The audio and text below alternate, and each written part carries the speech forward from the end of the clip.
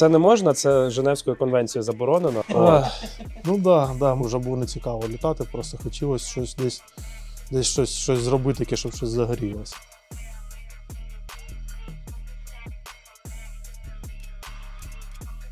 У нас війна, яка постійно змінюється. Коли літали на FPV, був такий прикол, я навіть не знаю, можна було нам літати чи ні, бо ми вирішили літати. В армії важлива ініціатива? 100%. Мені так було вже скучно, цілий день було, роботи немає, нікого не вбив. На заводі там щось FPV-шка підірвала буханку, связь отвалі, репка діє, тобто, і там тільки танчик почав розворачувати пушку, я все, давай вилазь, давай там. Ну що, поїхали? Yeah. Привіт, представся, назви свій позивний та посаду. Привіт, Фенікс, мавіковод, аутеліст. Трішки літав на FPV, але щось трішки не зайшло і все, залишився на мавіках і на аутелах. А чого на FPV не зайшло? Позиція, з якою злітав, була дуже близько до підерів, і нас там після 5 польотів засікли і таких дали, що ми трошки передумали займатися. Або треба було відійти назад, щоб було невигідно для Мавіка, для Аутела, або щось одне треба було вибрати. До цього ще повернемося, а поки розкажи, як ти потрапив взагалі, як ти опинився на війні, як потрапив до війська і як опинився в батальйоні? Мобілізований, отримав повістку, першу, там, не 20-ту. Пішов в воєнкомат, думаю, там якісь може дані обновити чи щось таке треба, бо там з окупованої території.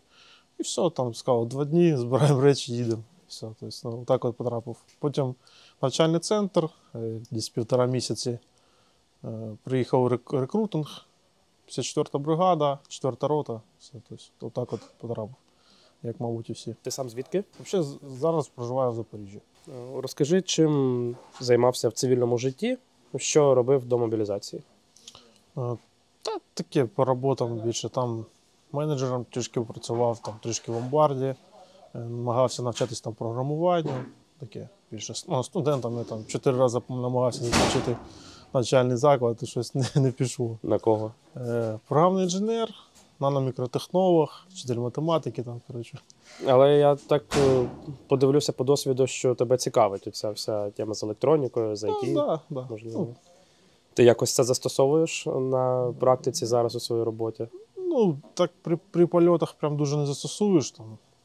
Там є програми, які вже создані, і все. А там в плані десь щось може підхімічити, щось десь припаять. Таке то буває щось цікаве. Розкажи, як починалося для тебе загалом повномасштабне вторгнення? Тобто, що це були що були як відчуття і що ти робив під час цього? Мабуть, як і всі спав, прокинувся від дзвонка друзів. Кажуть, почалась війна. Я думаю, щось прикалується, мабуть, яка війна. І вони прям були там, де це все починалось. Там Чонгар, Херсонська область.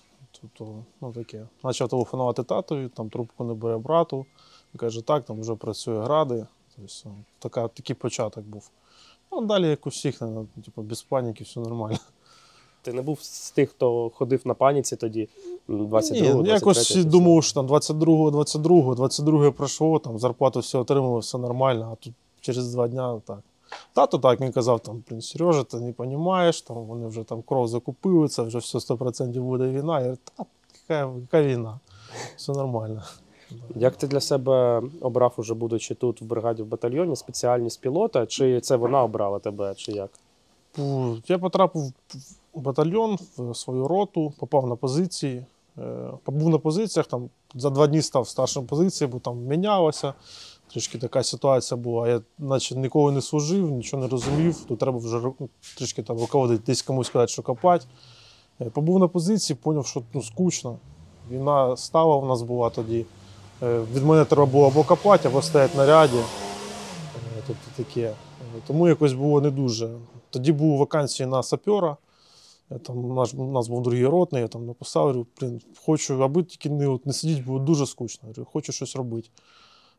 Вроді як все, должен бути сапером, потім щось помінялось, кажуть, ні, сапером не буде, буде якась зра вакансія, ми тобі скажемо. І там десь через місяця 3-4, це десь в березні я потрапив на позиції і в липні почав навчатися вже на пілота. У нас там була позиція пілотів, туди ходив кожного ранку, там в 8 утра вставав, йшов на сусідню позицію, там 1,5 кілометра сидів до 8 вечора і потім обратно йшов. Тобто там десь тиждень так походив, наче все подобається. І потім воно якось закрутилось почав аеророзвідка. Аеророзвідка не цікава, тому що стала картинка, ти наче щось знаходиш, але ти його не можеш не вдарити. Тобто є міномет, ну а що з ним робити? Там, або щось знайшов, передаєш, а далі від тебе вже більше нічого не залежить. Тому було вже таке трішки там за, мабуть, півроку вже було нецікаво літати, просто хотілося щось десь щось зробити, таке, щоб щось загорілося.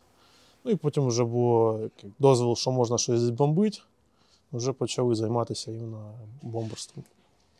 А як ти прийшов саме до скидів? От якраз повернемося до тої частини, де ти розповідав, що і FPV пробував, і чому саме скиди, чому саме от це тобі більше? Ну, скиди були доступні, тобто був Mavic, заказати там зброс. Тобто у нас не було такого, що там от ваша рота займається там бомберством. Ні. Тобто, ну, аеророзвідка, було там трішки більше пілотів, можна було взяти ще один борт, піти там на другу сторону точки і політати там, покошмарити трошки.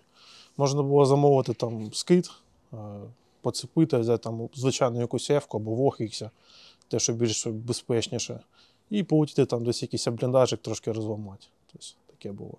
Ну, а саме таки вже, коли це стало прям цікаво, коли почався там результат якийсь, тобто знайшли якогось птура, кажуть, там макет, то не птур. Ми, ну окей, хай буде макет. Раз там поцепив власну якусь бомбочку, скинув там, нічого себе, типу, щось вийшло. І коли вже є результат, тоді бажання таке з'являється, що все, день пройшов, нічого немає, все не цікаво. Треба якийсь результат, щоб був. Тобто можна сказати, що ви, в принципі, на власній ініціативі ці всі речі більше проводили? Так. Тобто, воно, якщо людина хоче, то все буде виходити. Якщо не хоче, то ти не заставляє, воно не буде виходити. В армії важлива ініціатива? 100%.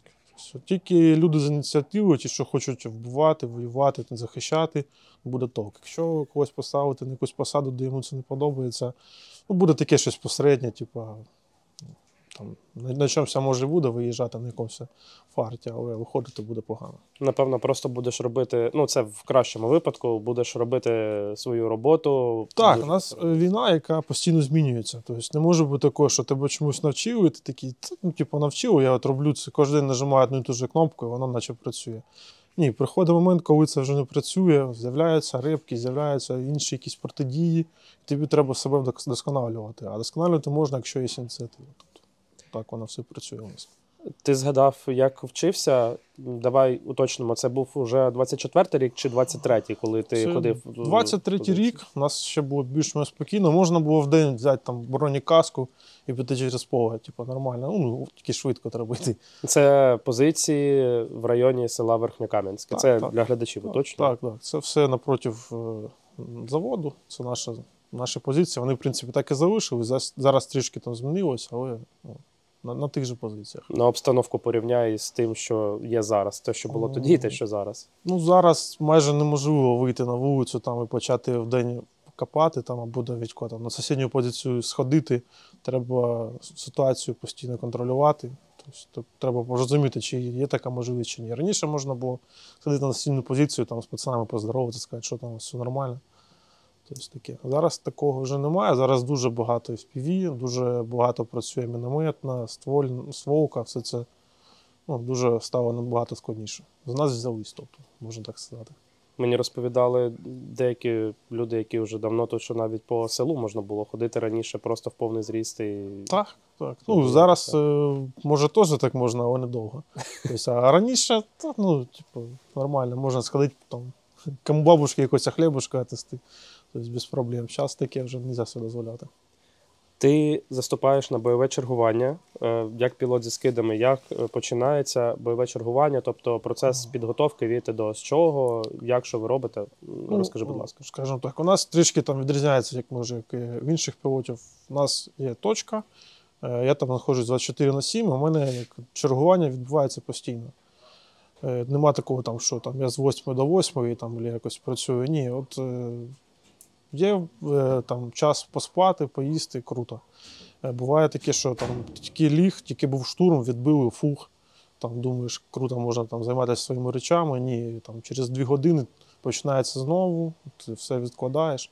Ну і коли там штурми йдуть там не день, а не 2, а там вже місяць, то все вже йде до того, там починається штурм, поки можна ще не злітати, можна займатися, там, підготовлювати там борт, БК, Коли ти вже розумієш, що треба твоє втручання, тобто вже там підери йдуть уже по полю, тут вже треба взлітати, тому що не можна, щоб вони беззаконно ходили, треба їх бомбити.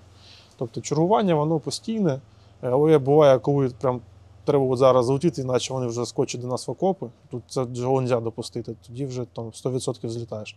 Буває, коли ти розумієш, ну, мабуть, суміжний ще допоможе, можна поки займатися далі своїми справами більш нагальними.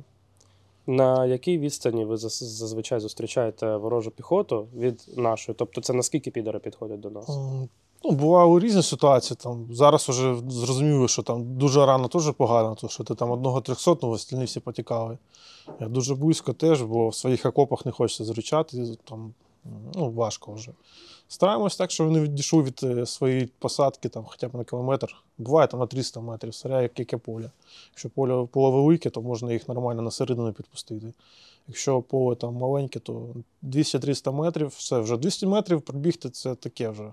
Коли снаряги, 300, то важкувато. Буває, що навпаки, ми там пропускаємо ще ближче, давайте підходьте, щоб вже там знаємо, що у нас 3 борта, і там вже нас на стрімах починають командувати. Так, там перший твій, другий твій, третій твій, давайте вперед. Там висота така, щоб друг друга не збити. Тобто вся ваша робота, всіх пілотів, які працюють з кидами, вона скоординована від Так, команди? є стрім, там нас вже координують, що треба робити, хто за кого бомбить, хто кого добиває, там, хто залишається, щоб продивитись. Буває таке, що там за 300 десь в посадці якось, там 2 бомбера висить, там кажуть, там, ти лети на перезарядку, ти залишайся, дивись, куди він поповзе, щоб можна було його не втратити.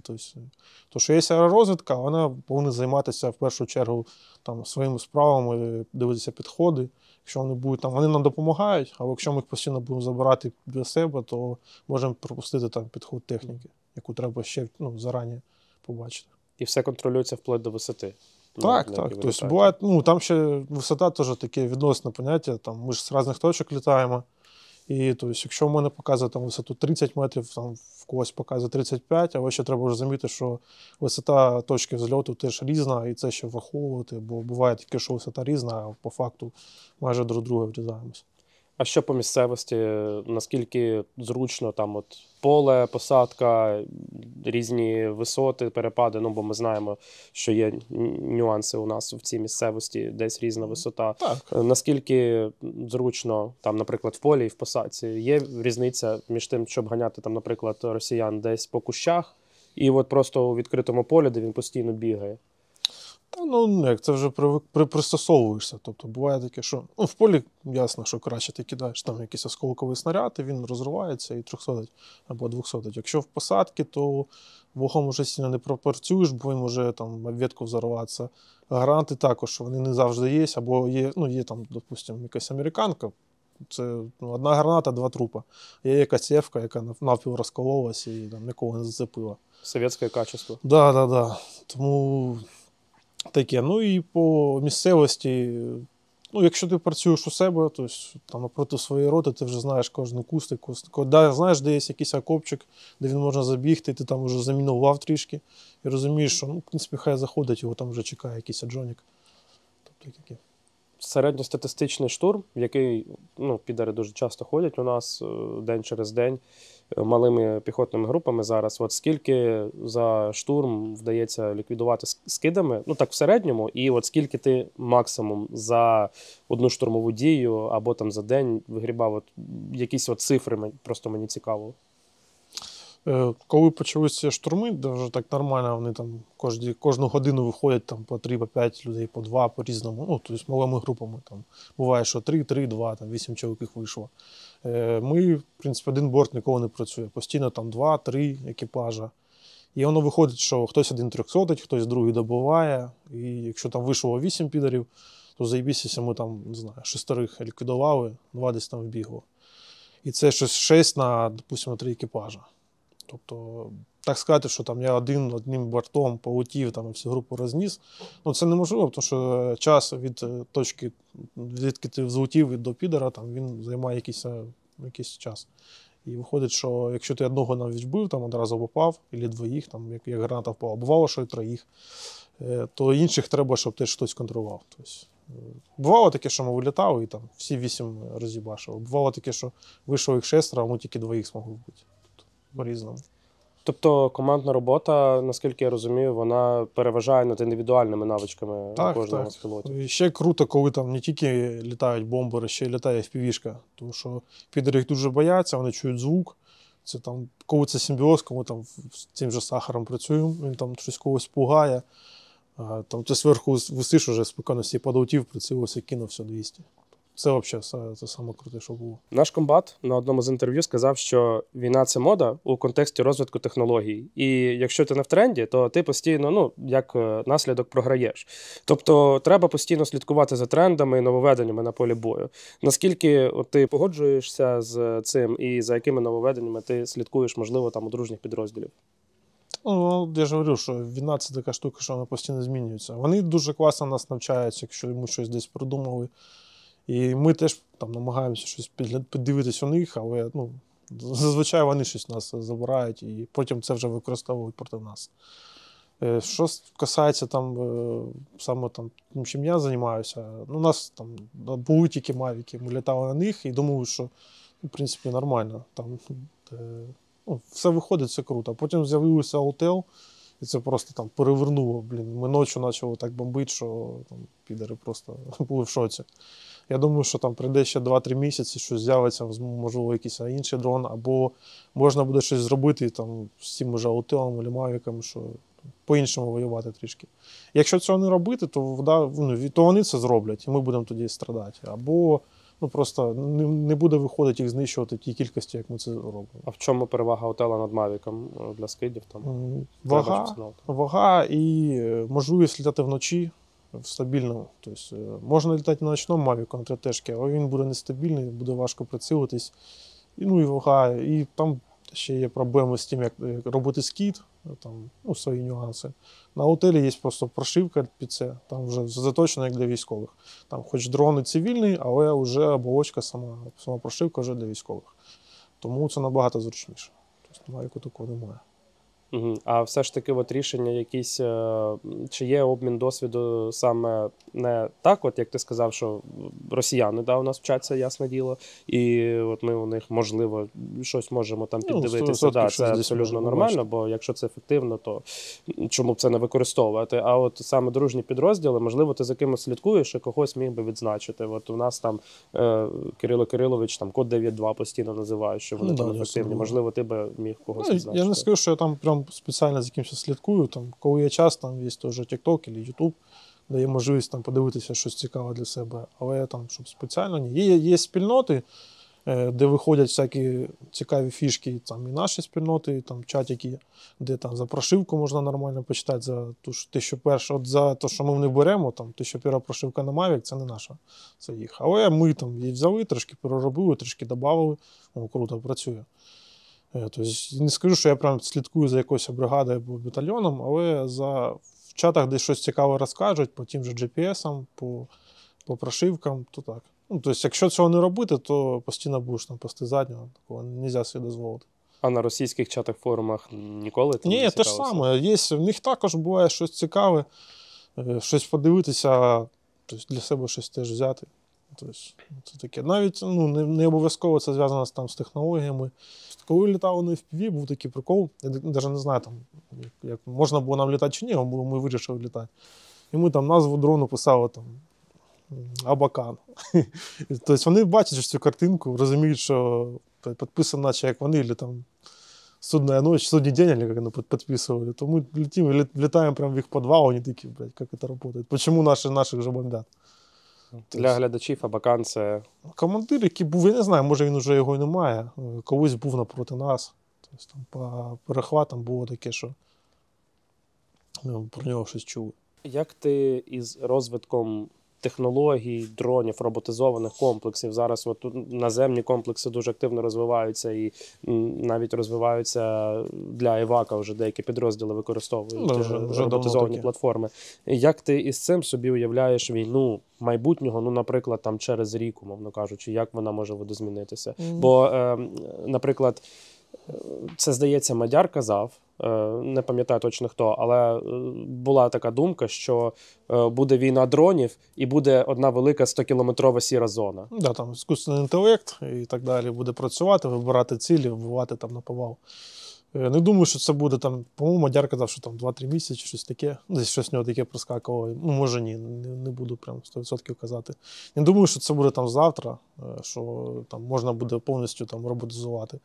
Але там розвиток ШИІ, там, що буде там сам комп'ютер вирішувати, атакувати чи ні, то, мабуть, буде таке. І 100% там, якщо ми можемо замінити людину на якийсь там кусок заліза, то це круто. Якщо можна там відправити на евак не медика там з групою евака, а якусь там, не знаю, там на колесах або на гусеницях якусь машинку, яка приїде там запакована, поїхала, то круто. Логістику робити, це вже робиться, це просто вау. Тобто, якщо раніше треба було ризикувати, йти там 3 кілометри через посадки, через поля, щоб взяти води, там БК, зараз можна взяти дрон там, і скинути на позицію, круто. У нас були там поранення, було таке, що там на ліпісток хтось наступив при логістиці. Це було постійно втрата, яка не обов'язкова. Зараз це можна взагалі ісключити, круто. Розкажи про тонкощі роботи пілота зі скидами. Які оптимальні висоти, можливо, є якісь там правила, те, що не слід робити 100%, але там деякі пілоти, можливо, там новачки помиляються і роблять це зразу в раз. Тобто, от що ти для себе виніс в результаті твоєї роботи? Ну, тобто воно більше залежить ще від дрона, на якому ти літаєш, там, який ти скид використовуєш, систему скиду. Тобто, саме перше, це треба бути впевненим, що при взльоті там тебе не випаде граната, ніхто не буде стояти поряд. Тому що ти можеш там втратити свого другого номера, або сам можеш, якщо ти там. Ну, у мене було таке, що не було людей, і треба було там бомбити. Я робив це сам. Тобто, там, пішов, поцепив гранатку, спустився вниз, там, взяв, злетів, полетів. Тобто, і бажано, щоб перевірити все настільки, щоб ніхто не підірвався. Це саме перше. Тобто, треба розуміти, що за дрон, яка та система скиду, як вона працює. Тобто, помилки бувають такі, що там ранок, сонце світить нам в очі, у нас незручно, то що сонце сходить, а прямо нам там сліпить камеру. І виходить так, що це сонце може потрапити там між дроном і збросом, і за рахунок цього сработає скид. Тобто ти наче тільки злетів, але бах, там взрив. Таке теж бувало, там ніхто не поранився, але це важливо, тобто, розуміння. Ну і не втратити борт, тому що ти втратив борт, ти вже не пілот. Тобто ти без там, можливості когось вбивати або там, робити дорозвідку, ти не зможеш це робити. Треба завжди оцінювати свої можливості, чи можеш ти залетіти там так далеко і відслідкувати, чи, можливо, треба трішки не ризикувати цим. Тобто це також важливо, особливо, коли йдуть штурми, там, втрати постійно бортів, і якщо ти там будеш дуже багато втрачати, то ну таке. Ти можеш вбивати багато, але якщо тебе вже немає чим вбивати, то ти вже не такий вже і корисний. Що тобі загрожує за те, що багато втрачаєш бортів? Та наче нічого. Не знаю, такого не було, щоб мені прям казало. Ні, ну було там казало, ай-яй, там багато втрат. Але я, в принципі, розумів, чому це. Я розумів, що наступного разу такої втрати вже не буде. Тобто, якщо у командира є розуміння, що пілот зрозумів, чому це трапилося, він може пояснити це, і може сказати, якщо більше такого не буде, то що він зрозумів і може це там видалити цю помилку, то ну, нікого там не будуть ні штрафувати, ні ругати, нічого. Якщо пілот каже, там якусь придумує ахінею, думає, там каже, мене заклинуло щось, там вітер подув, його перевернуло, ну це відмазки. Тобто це вже так собі пілот, тому треба, мабуть, на полігон. Ну, якщо такі, там, не знаю, у нас не було полігонів. А я знаю, що пілоти зараз там можуть поїхати спокійно на полігон, там навчитися щось протестувати. Це круто. В контексті втрати бортів ми знаємо, там це логічно. Якщо низько літати, відповідно, великий шанс, що можуть збити. Ну, якщо над підерськими позиціями, то так. І з якої висоти максимально тобі доводилося скидати так, щоб ти прям точно влучав? Я не знаю, повірять чи ні, 370 метрів завод, і тоді я отримав вигола. Те, що це було на завод ніхто не літає робити зброси на Мавіку, типу, це абсурд. Але, мені так було вже скучно, цілий день було, роботи немає, нікого не вбив. На заводі там щось FPV-шка підірвала буханку, там підери повилазили, відправили когось із FPV-шників. І я думаю, блін, я теж хочу. Ну, типу, як це? Ну, там воно не лазять, а в мене тут грата, дрон. І висота була 370 метрів, дальність десь 5 кілометрів приблизно. Тобто це прям, ну, попасти Вау. там нереально. Він вась, його кидає.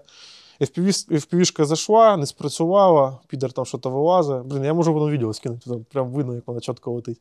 Я кидаю в машину, цілюсь, ну, намагаюсь попасти в машину, в буханку цю, бо там хтось сходив з підерів. А воно летить так кудись вліво, і цей підер також іде вліво. І так виходить, що там він відходить метрів на 20 і випадає прямо в нього. Але це на фарт, типу, це так повезло. А прицільно, ну, там, якщо піднятися вище 120 метрів на Мавіку, то, скоріше всього, спутники відваляться, будеш кидати Васі. Попасти буде дуже важко Васі там, в метр на метр. Тому зазвичай кидаємо там метрів 50, 70, ну, 70 по-різному. На готелі там головніше була стабільність. Про висоту поговорили і про полігони, те, що ти згадав. З якими труднощами ти в навчанні зіштовхнувся? Бо ти кажеш, от полігонів у тебе не було, довелося навчатися Так. в бою. Полігонів не було, але були класні вчителі. Тобто пілоти, які там вже на опиті. Балу, Колован, Панда. Тобто вони все знали, вони нормально, спокійно могли все пояснити. І вже в бойових условиях, коли вони там стоять поряд, якщо щось не так робиш, там шаповаху на давай там не виділися, і нормально навчили. Тобто. Але полігон це круто, тому що є речі, які треба там, в спокійній обстановці робити. Просто коли я навчався, це була спокійна лінія, і можна було там біля позиції круги наматувати, там, літати Васі, і нормально. Зараз в позиції навчатись, ну таке, можливо, але вже важкувато буде. Ну, якраз ти про Коливана згадав, про Балу, який, на жаль, загинув. Так. Вони кажаністи, а ти от літаєш на мавіках-хотелах. Ти не думав колись перейти на великі борти, на гексакоптери або октокоптери? Там? Було бажання, але там кожна людина повинна там, бути там, де вона корисна. Тобто, поки я корисний в себе в роті, там, то ну, які переходи. Треба займатися цією справою, тому що там є лінія, яку треба тримати. Треба, щоб була заміна. Тобто, вони також переходили тоді, коли в них було ким їх замінити. І тоді ситуація була така, що тобто, навчити когось просто літати було легко. Зараз навчити літати – це одне, там, навчити бомбити – це інше. Це вже інша справа. Існує такий стереотип серед цивільних. Я не знаю, насправді, от мене, чесно кажучи, це дивує дуже сильно, що пілот дрона, тим паче Мавіка або там Аутела, це відносно безпечна професія. Давай про це поговоримо. Наскільки далеко ти перебуваєш від... Ну, ти фактично на ЛБЗ, ну, от там від передніх позицій, від крайніх позицій, і які засоби ураження по тобі можуть, умовно кажучи, летіти? Ну, не знаю, чи можна це говорити чи ні. Була така ситуація, коли там танчик приїхав 50 метрів від позиції з репкою і заглушив мені нафіг все. Тобто, наскільки це безпечно? Ну, якщо штурм, може бути таке, що лінія так змістилась в один момент, що там, тобі вже треба брати автомат. Тобто, ми там взяли РПГ і почали по ньому працювати. Там, якість була так собі, але ну, типу, там, для третього вистрілу в житті було нормально стріляти по танку. Тобто, ну, мабуть, безпечніше, тому що до тебе, скоріше за все, ніхто не заскочить там зненацька в окоп. Ну, там, то, що перед тобою ще є хлопці, які там ще будуть стримувати. Мабуть, там, треба легше з логістикою. Тобто, ти майже, ну, може, ладно, не завжди, але зазвичай ти можеш отримувати там, те, що ти замовив, ну, набагато легше. Тому що ти ну, десь далі знаходишся. Тобто, машину можна навіть заїхати спокійно. В цьому плані. В плані там гігієни, мабуть, легше, тому що зазвичай тебе вже підготовлено позицію. Ну, типу, у нас трішки по-іншому, ми там самі собі копаємо позицію, самі копаємо свої бліндажі в вільний час. Але все одно там ти зробив цю позицію, її не розбирають, ну, зазвичай не розбирають. І коли ти знаходишся на позиції там на передній лінії, там трішки важче. Там ти зробив сьогодні собі, завтра тобі рознесуть, заново її розкапуєш. З пілотами, да, трішки в цьому плані легше. Але ну, і от остання моя позиція, її розібрав і там, отримав поранення. Тобто, це також не дуже безпечно. Тобто, залетіла FPV-шка, пробила наше перекриття, круто. Скиди дістають ворожі? Так, ну для цього скиди проще. Скид сюди можна, там, якщо це з Мавіка, його завжди можна збити. Його завжди може збити там, студент зі своїм чіткометом.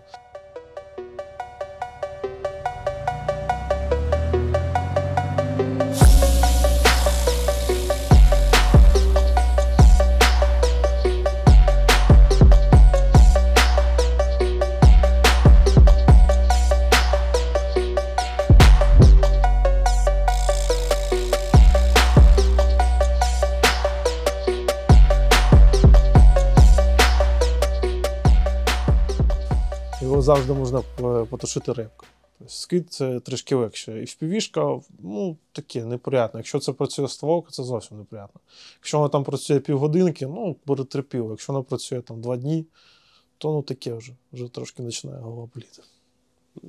Були ситуації, коли от ти сказав про РПГ, стріляли по танчику, чи були ситуації, коли стрілецькою зброєю доводилося з позиції працювати? Зльотною? Коли був в піхоті, ну прямо, то там так, але це більше Ну, коли літали, я маю на увазі. Коли літав, ну, мені повезло, такого не було. З РПГ я також не стріляв, це стріляв мій другий помічник. Тобто я там ще висів, намагався на мавіку зрозуміти, коли дивиться ствол, щоб дати йому сигнал, там, давай, вилазь, стріляй. Але там связь отвалює, репка діє, тобто, і там, як тільки танчик почав розворачувати пушку, я все, давай, вилазь, давай, там, паштет навалює. Ось таке. Ти згадав про поранення, розкажи, які у тебе поранення є. Поранення от отримав місяць тому. Був звичайний день штурму.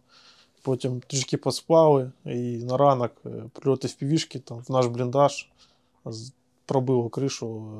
Ну, там не сильне поранення, трішки там залетіло осколки в спину, в голову, ну і в ногу таке.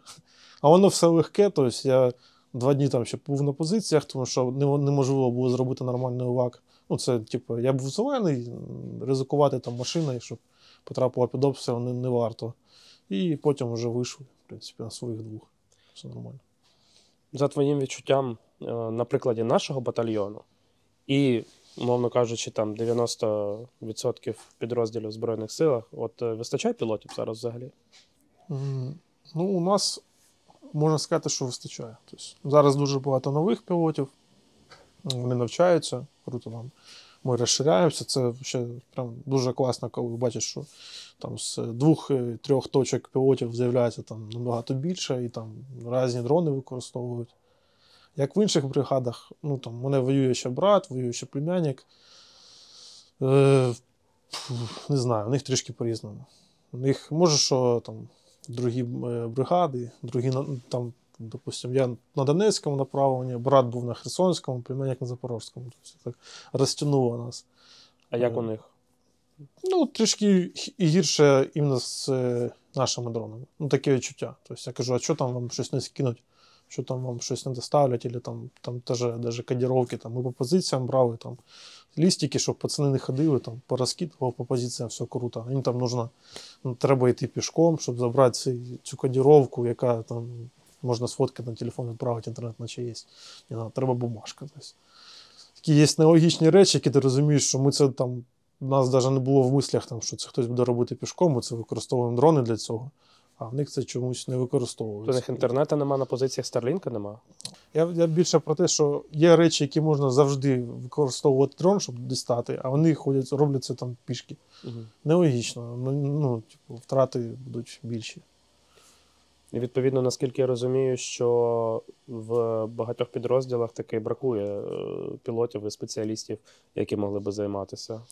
Ну, якщо... Може, не скажу, ну, я не можу це сказати. Знаю, може якості бракує. Тобто навчитися літати на Мавіку там може дитина, це не важко. Навчитися бачити там техніку ворога, піхоту, це вже набагато сложніше. А там навчитися робити скиди і не вбити себе або когось з побратимів, це також важко. Ну, тобто не те, що треба навчатися цьому. Що би ти порадив тому, хто хоче зараз піти у військо і стати пілотом? Бо зараз є ще і сили безпілотних систем, великий, дуже така велика інституція, окремий цілий новий рід військ, перший в світі, і багато людей, можливо, захочуть долучитися і стати пілотами. Що би ти порадив? У мене товариш зараз пройшов учебку в Великій Британії, там круто. Він також задавав це там питання, що ти посоветуєш. Я йому там ізначально казав, йди на курси. Тобто зараз курсів просто там ти вибираєш місце, тебе там навчають на FPV там, чи на Mavic. Ну, зараз більше на FPV навчають, тому що за це, мабуть, майбутнє можливо. Тобто краще навчитися літати, поки ви ще там десь знаходитесь в безпечному місці. У вас вже буде якась професія, якась кваліфікація, коли попадете в учебний центр, там вже на вас хтось звернуть і почнеться там боротьба за вас. Якщо ви покажете, що ви дійсно там круто навчились, можете не тільки літати, там щось можете ще припаяти, або там ще щось зробити, то все, ви будете пілотом. Я думаю, що тут 100%. На прикладі, раніше я так просто думав, а зараз я побачив, як це працює. Тобто він навчився, був там на навчаннях в Україні, потім його забрали в Британію. Я думав, що штурмовики мав готовлять, що щось таке буде цікаве. Ні, він повернувся з Британії і одразу сьогодні вже заступає на своє перше чергування, як FPV-іст. Круто. Розкажи про своїх побратимів, що з тобою служать за люди. От я знаю, що у вас з міксером цікава команда. Да. От. Розкажи, хто з тобою служить. Там розкажу, як це все було ізначально. У нас була точка для пілотів, де була аеророзвідка, і ми трішки займалися бомбіжкою. На той час аеророзвідка це була номер один, тобто найважливіше, постійно треба, щоб було очі в небі. І ми там щось трішки намагалися десь щось поламати, нашкодять більше. Потім це почало поростати більше, і ми зрозуміли, що тримати в одній купі всіх пілотів, це неправильно.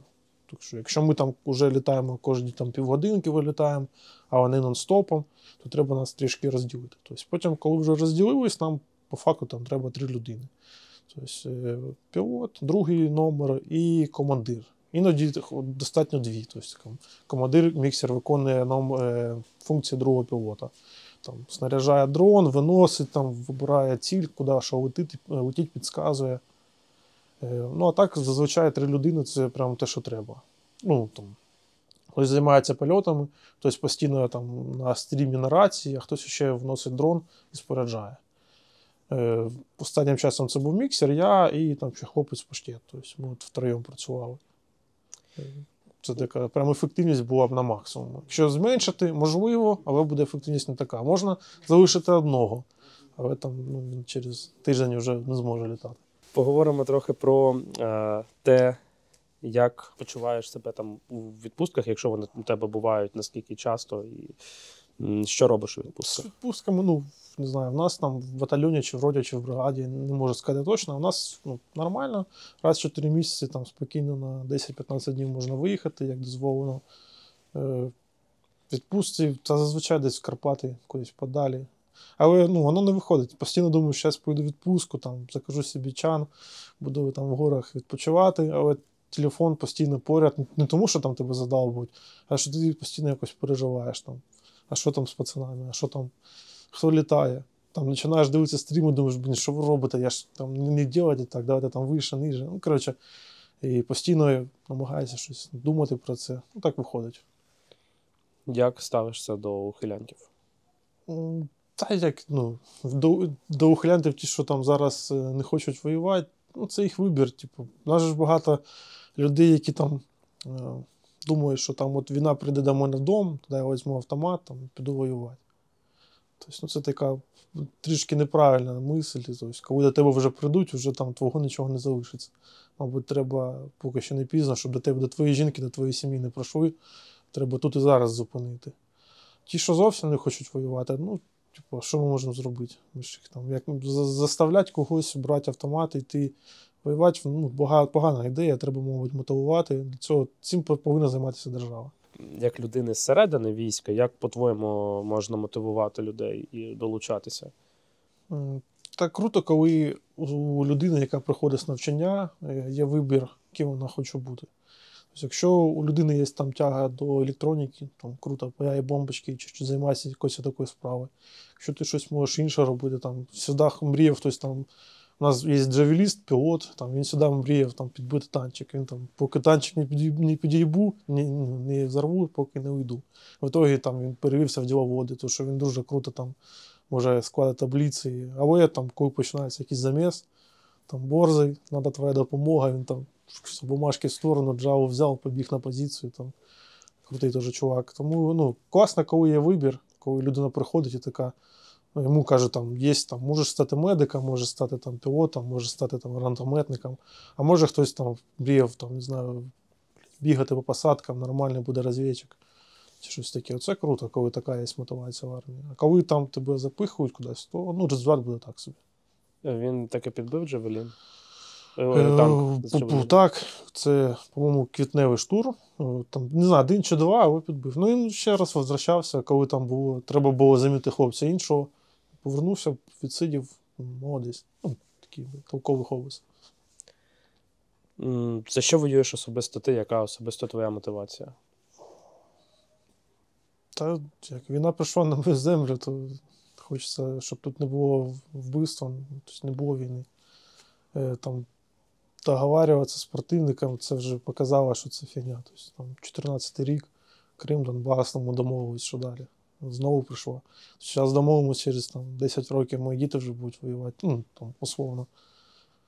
Тому хочеться зупинити, щоб цього не було далі, але поки ще не зупинили.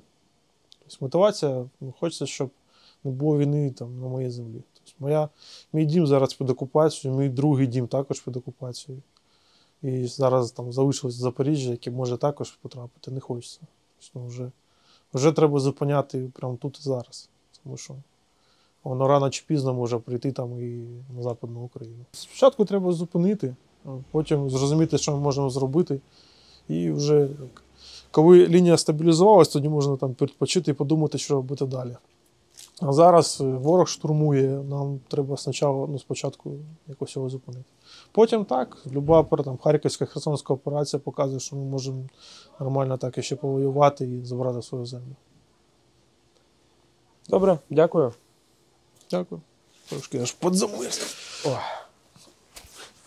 Так.